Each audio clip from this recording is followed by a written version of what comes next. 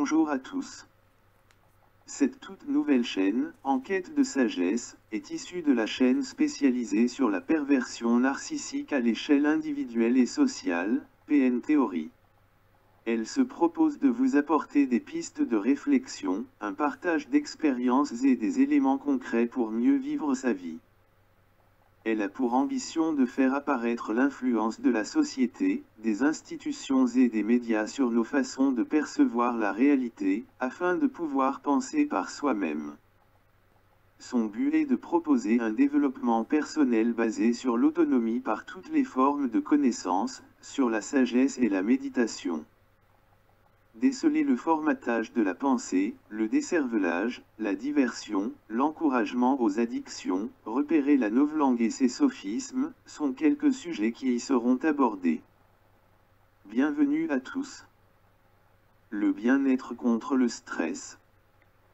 Pour faire face à notre mode de vie anxiogène, avec un rythme effréné, pour supporter toutes ces contraintes, mais aussi pour répondre à toutes ces injonctions à réussir chaque aspect de sa vie, la recherche du bien-être est légitime. Réussir à optimiser son temps tout en gérant le stress ambiant, faire face aux incertitudes de notre temps, il est normal de chercher d'autres voies pour se régénérer et se recentrer. Le développement personnel est une expression dans l'air du temps. Elle cherche elle aussi le mieux-être, mais pas au moyen de pratiques ou de soins du corps, mais par le dépassement de ses peurs et croyances, la recherche d'un sens à sa vie, ou encore le coaching mental ou sportif pour décupler ses facultés, en vue d'un examen, d'une compétition, ou encore tout simplement pour booster son mental ou ses muscles. On est loin de la sagesse. Le développement personnel, lorsqu'il est utilisé dans un but performatif, de même que la méditation ou le yoga, ou toute autre discipline, pratique ou soin, tout cela perd son sens lorsque c'est utilisé comme un moyen de devenir plus performant, d'améliorer ses capacités, ou encore de se mesurer à d'autres, dans un certain esprit de compétition. En cause, l'esprit de compétition. Or, c'est ce qu'il se passe. Tout ce qui est inventé de nouveau, tout ce qui existe déjà est utilisé pour servir à faire plus, plus longtemps. Ce ne sont pas les disciplines ou les soins qui sont en cause, mais bien cet esprit de recherche d'augmentation de la performance, ou d'augmentation de soi. D'ailleurs, l'homme augmenté, ajoutant des éléments robotiques à son corps et à son cerveau, est en projet dans sa généralisation au grand public. Un univers chiffré, des individus classés. Dès qu'on inscrit son enfant dans un club de sport, les animateurs le poussent à faire de la compétition. À l'école, et pour y entrer, ce sont des classements qui partout déterminent nos places. Les notes, les statistiques, les prix, tout cet univers chiffré est le nôtre. Or ces chiffres classent et nous classent, nous encourageant, tel cet animateur de club sportif à se mesurer aux autres. Il s'agit alors d'entrer en lutte, qu'on peut appeler aussi jeu, suivant les domaines. Le but est bien la comparaison avec l'autre, au lieu de simplement se mesurer avec soi-même. C'est la première valeur erronée que la société contemporaine nous présente comme naturelle, et nous oblige à vivre, bon gré, mal gré. Ainsi, toutes nos activités sont comme notées, et toute notre vie est comme évaluée par les autres, face à ce modèle de perfection ou de grandeur que prône ainsi notre société. Pour commencer, la première chose à réaliser, est que nous sommes dans un monde qui nous pousse à la compétition. Comment la compétition est socialement construite. L'homme surpuissant. Or, derrière cet esprit de compétition que l'on nous vend, il y a une idéologie, celle de la surpuissance de l'homme, le mythe du toujours plus longtemps, ce qui revient à refuser toute limite, en la repoussant toujours un peu plus. Le culte de la performance. Il y a aussi cette idée de ne respecter que ce qui est performant, et de ne pas s'intéresser au reste, c'est-à-dire, les petites choses ou les personnes qui ne sont pas performantes dans un domaine, ou encore qui ne cherchent pas à l'être, ainsi qu'aux personnes qui n'ont pas les capacités de base, dans le cas d'un handicap par exemple. Il y a donc une catégorisation des personnes, d'un côté les performantes, qui mériteraient le respect, et de l'autre, les non performantes ou celles qui ne souhaitent pas l'être, parce que pour elles la valeur de la vie n'est pas basée sur un critère de performance, par exemple. Chute. Concours de méditation. Ainsi, même les activités destinées à se détendre et à gérer comme on dit, le stress, sont aussi évaluées par le critère de la performance. Ce club de bien-être a-t-il telle nouvelle technique tendance?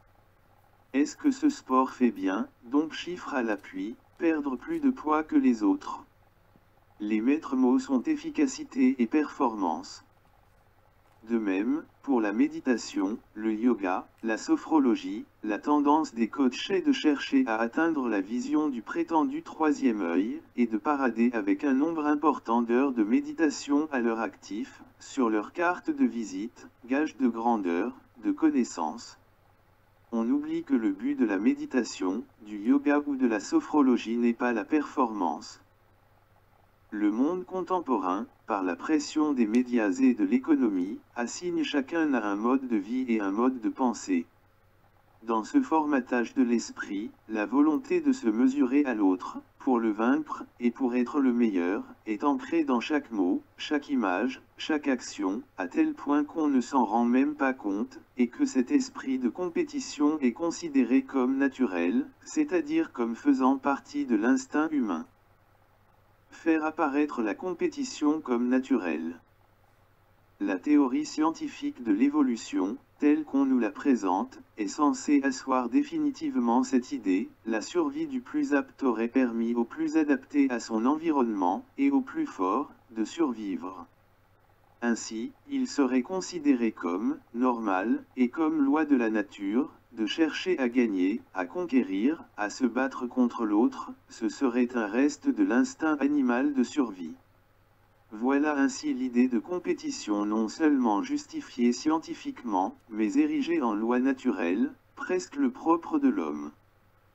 Alors face à ce formatage de la pensée et des croyances, si l'on ressent un malaise face à la compétition, ou du dégoût, si l'on n'en voit pas l'intérêt, si l'on a d'autres valeurs qui font sens pour nous, sans que l'on puisse vraiment les expliquer, c'est que l'on s'éloigne de l'ère de l'avoir, c'est-à-dire de la consommation de biens et de privilèges comme le prestige, la popularité, la performance, etc. et que l'on se dirige vers l'être. Comment se baser sur l'être plutôt que sur l'avoir. Vous l'aurez compris, le premier pas vers la sagesse est de regarder d'un œil critique le prêt à penser, le conformisme et les injonctions des médias et institutions, mais de plutôt chercher à répondre à ces questions d'enfant: qui je suis? Où je vais? Et ensuite, comment m'élever? L'objectif n'est pas d'avoir, en quantité ou en qualité, mais d'être tout simplement, d'être au monde. Comment faire pour simplement être? Cet objectif ne s'atteint pas par un effort, mais par un lâcher-prise. Il ne s'obtient pas par un investissement et une focalisation, mais par un renoncement. Il ne s'agit même pas d'un objectif, parce qu'il est inné d'être, de seulement être, mais nous l'avons oublié, perdu, et le fait de ne pas mener plusieurs tâches ou occupations à la fois nous semble ennuyeux. Une certaine peur du vide, du silence et de l'inactivité autre que le sommeil, nous empêche de lâcher prise. L'objectif serait donc de parvenir à s'abandonner, et à s'autoriser à ne rien faire. Un rapport au monde transformé. Par la méditation, la sophrologie, le yoga, et toutes ses variantes, on accède à une perception du monde, de l'autre et de soi, qui est naturelle. C'est la perception de la réalité telle qu'elle est.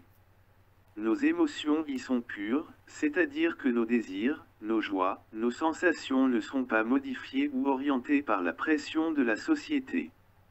On peut donc appréhender le monde différemment, de la manière la plus pure qui soit, sans intermédiaire, et apprendre à faire la part des choses. L'état de méditation, ou de contemplation, sophronique, permet de comprendre immédiatement et d'accepter ce que l'on est. On y trouve, ou on y retrouve un rapport d'harmonie aux choses et au monde, où chacun a sa place et a le droit d'y être. Un rapport au monde où rien n'est à prouver, et où l'autre est un autre soi-même bienveillant, qui vous accueille et que vous accueillez. Vous accueillez aussi ce temps qui passe, avec les changements qu'il provoque, les événements et les choses. C'est ce rapport au monde, aux autres et à soi-même qui permet de se réapproprier son être, et de pouvoir agir ensuite. La course à la performance, dans l'urgence et la frénésie, la précipitation et la recherche d'excitation qui caractérisent l'époque actuelle, ne permet pas d'agir, en toute conscience et toute connaissance, mais seulement de réagir aux sollicitations constantes, au bruit du monde. Agir au lieu de réagir constitue une des choses que permet la rencontre avec soi-même. Cette rencontre peut se faire par tous les chemins possibles, comme la méditation, la sophrologie, le yoga, la prière, etc., mais aussi les soins et le développement personnel. Voici terminé cette première vidéo. Merci de cliquer sur le pouce si elle vous a plu. À très bientôt pour une prochaine.